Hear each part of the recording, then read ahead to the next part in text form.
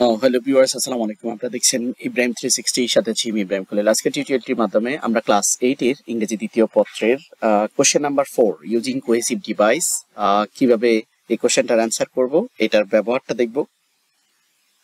চলুন শুরু করা যাক। আমাদের কোশ্চেন মূলত এইভাবে থাকবে।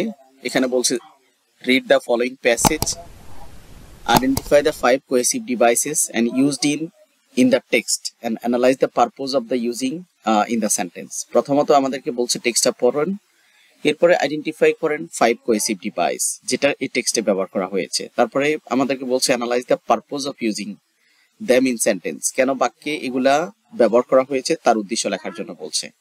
Rural life and urban life have many common sights. গ্রাম্য জীবন এবং শহরের জীবনের অনেকগুলো কমন দৃশ্য রয়েছে, but differences between them are greater. এখানে বাটটা হচ্ছে cohesive device.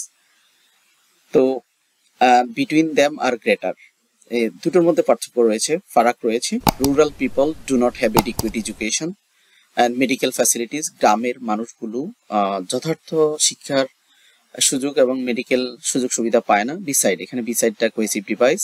They face problems with their communication networks.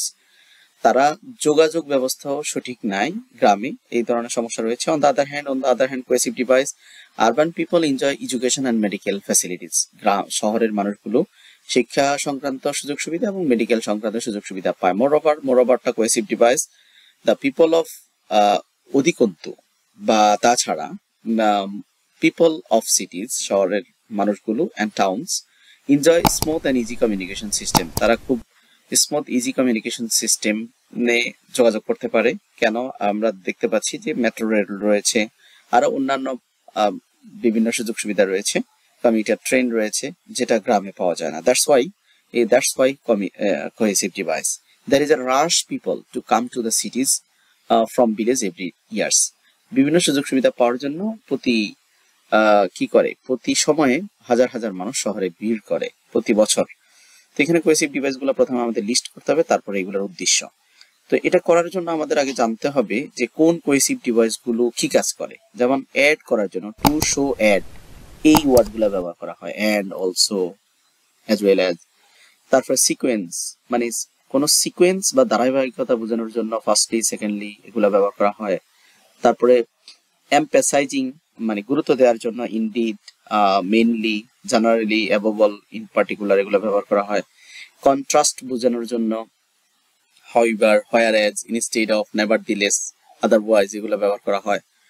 কোনো কিছু তুলনা করার ক্ষেত্রে similarly, likewise, like, not only but also এগুলো ব্যবহার করা হয়। কজ বা ইফেক্ট বোঝানোর জন্য বিকজ, সো, তারপর therefore, thus, hence, as a result, due to এগুলো বুঝায়, এগুলো ব্যবহার করা হয়। এক্সেপশনস বলতে ব্যতিক্রম, সেগুলোর ক্ষেত্রে but, however, although, unless, if not এগুলো ব্যবহার করা হয়। আর ইলাস্ট্রেটিং, কোনো এক্সাম্পল দেওয়ার ক্ষেত্রে, for example such as, namely, এই কোহেসিভ ডিভাইস গুলো ব্যবহার করা হয়। প্রয়োজনে আপনারা স্ক্রিনশট দিয়ে রাখতে পারেন। আরো অনেকগুলো কোহেসিভ ডিভাইস আছে এবং এগুলোর উদ্দেশ্য রয়েছে। যাই হোক, আমরা প্র্যাকটিসের মাধ্যমে জানবো। তো যেহেতু আমরা গল্পটা পড়েছি, এখন এখান থেকে আমরা বাট নিলাম, বাট। তারপরে আছে যেমন বিসাইড, এখানে গল্পের মধ্যে বিসাইড রয়েছে, বিসাইড। তারপর অন দ্য আদার হ্যান্ড এখান থেকে নিলাম। মোর ওভার এখান থেকে নেওয়া হয়েছে, দ্যাটস ওয়াই এখান থেকে নেওয়া হয়েছে। এখন এগুলার আমরা পারপোজটা দেখব। তো বাট আমরা জানি যে কিসের জন্য, ডিফারেন্ট বা ডিফারেন্স বোঝানোর জন্য, টু শো ডিফারেন্স। ওকে, এক্ষেত্রে বাট ব্যবহার করা হয়। বিসাইড হচ্ছে টু কানেক্ট আইডিয়ার ক্ষেত্রে বিসাইড ব্যবহার করা হয়। অন দ্য আদার হ্যান্ড হচ্ছে টু শো দ্য ট্রানজিশন অথবা টু শো অপোজিট সেন্স বোঝানোর জন্য, বৈপরীত্য বোঝানোর জন্য অন দ্য আদার হ্যান্ড ব্যবহার হয়। মোর ওভারের ক্ষেত্রে to add another piece of information অথবা to add some information add করার ক্ষেত্রে মোর ওভার ব্যবহার করা হয়। দ্যাট ইজ ওয়াই এই জন্য। এটা কজ অ্যান্ড ইফেক্ট ব্যবহার করার জন্য, to show cause or an effect, এটার ক্ষেত্রে দ্যাটস ওয়াই ব্যবহার করা হয়।